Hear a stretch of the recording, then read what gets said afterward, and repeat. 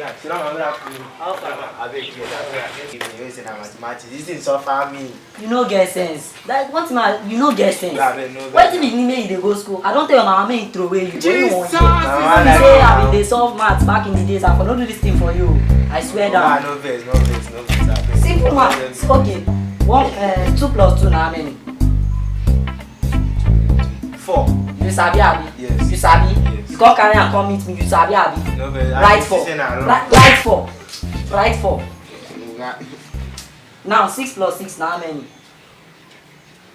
6. 6 plus 6 now 6. Yes. No, sorry, 12. So you sabi say 6 plus 6 now 12. I'm mistaken. You can't dey. You know say I never chop this afternoon. No vex. Right 12. This kind of human being dey throw away una. Why una still dey exist? Now 1 plus 1 now how many? How? Sorry. 46. Will you keep quiet? Yes. Na 200. Child. So you no get sense say 1 plus 1 even though I no tell you, you no for calculate say 1 plus 1 na 80. You no get sense abi? My teacher no tell me say na 80 o. I no understand. Me and your teacher now. You tell me say I see my sister 46. You wan carry me compare with your teacher? No vex. Wait, But na 46 now. Jesus. Hey, sis. Good afternoon. Sis, abeg, where you dey go? Come first, ma ask you something. Abeg, no vex. You bin go school. 1 plus 1 na how many?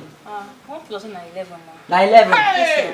Ayé mi tèmi bá mi. Plus is 11. This is Yes, 11. 11. This is where you go. No wahala.